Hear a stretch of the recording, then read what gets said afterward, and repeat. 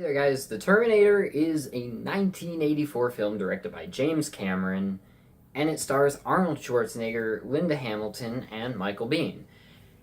And it tells the story of the Terminator. He's a robot who, in the future, I really messed that up. So, in August of 1997, Skynet becomes self-aware and launches all of the Earth's, it starts a nuclear war, creates a nuclear apocalypse, and it enforces the Earth through the use of Terminators, because there's a small group of human beings that survived, and they form the Resistance, led by John Connor. And so there's a future war going on where the Resistance is trying to kill Skynet, and Skynet is trying to wipe out the Resistance. And in the middle of all that, the Skynet decides to use a time weapon to send back a Terminator to 1984 to kill Sarah Connor, John Connor's mother, before John Connor can be born. Did you get all that? Because that is a lot. This movie is pretty freaking great. Not perfect, but pretty freaking great. Let's talk about the cast. So first off, I'm going to save the most important one for last, but first off, we have Linda Hamilton as Sarah Connor. In this movie, Sarah Connor is just an everyday person. She's like just your average type of normal person who doesn't really have anything exciting going on in her life.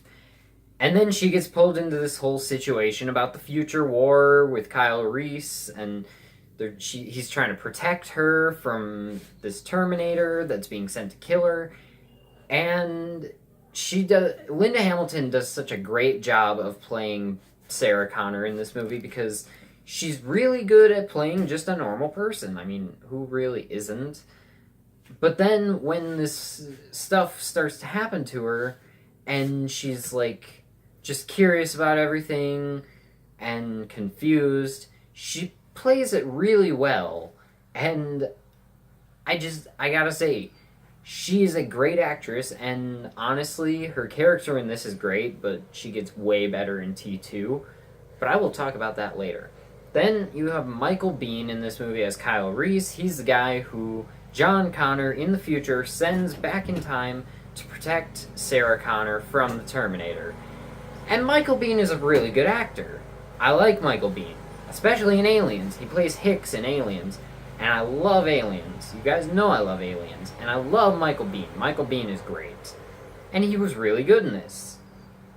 He just, he's the guy who's there to explain all the stuff to Sarah Connor, who is low-key the audience that he's actually explaining it to.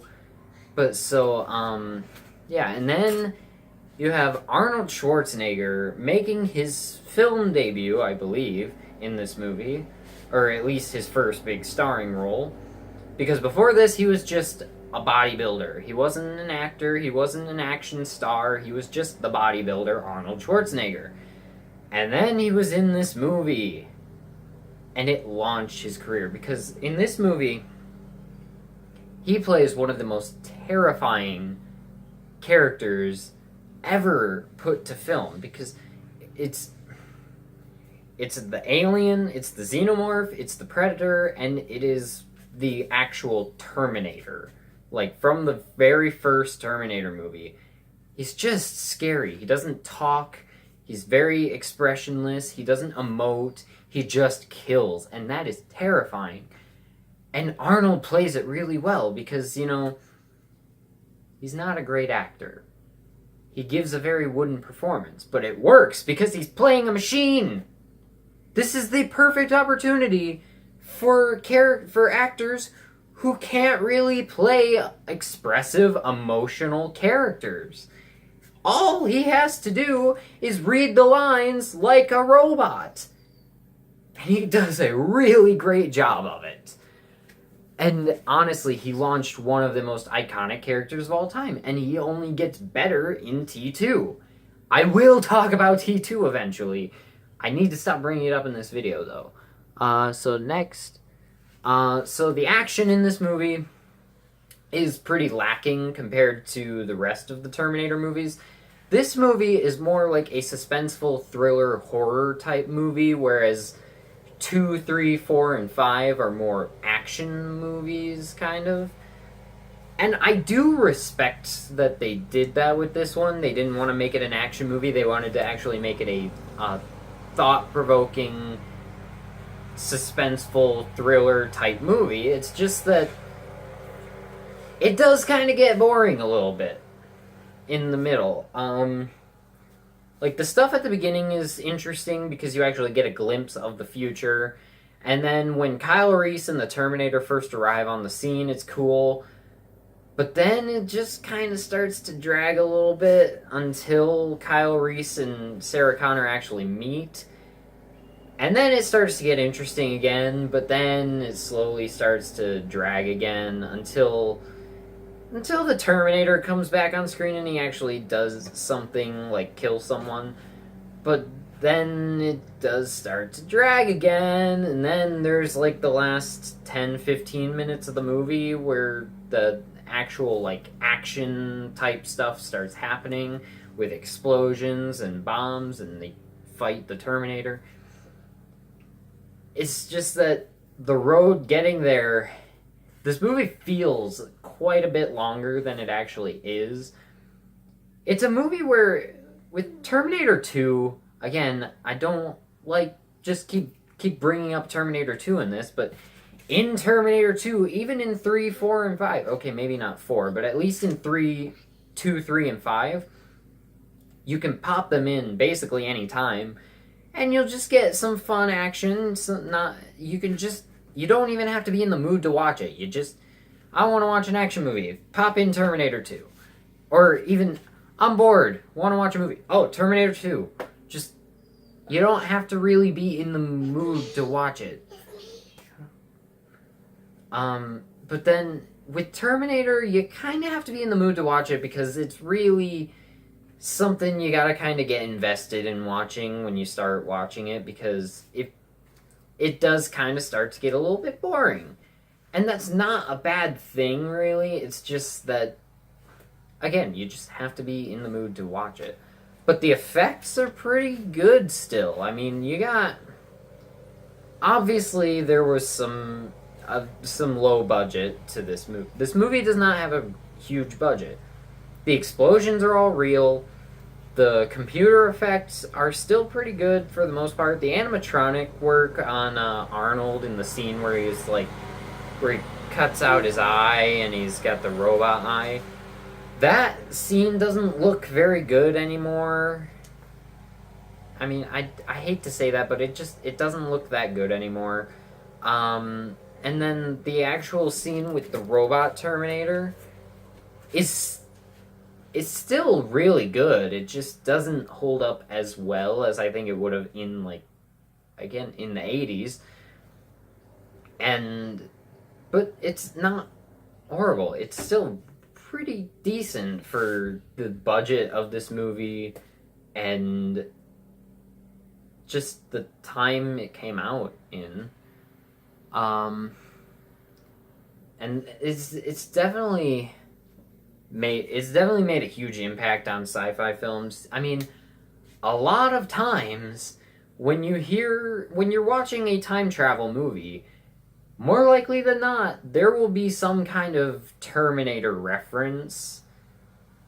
Either that or a T2 reference. And honestly, this movie has had a huge impact on sci-fi because the Terminator is one of the most iconic characters of all time. Arnold Schwarzenegger's career was launched by this movie. And it's a franchise that everyone keeps going back to because even if it's just the old movies, watching this one or T2 or, I mean, even if you like T3, more power to you. If you like Terminator Salvation, God help you. And if you're like me and you like Genesis, yeah, more power to you. But, it spawned a great franchise.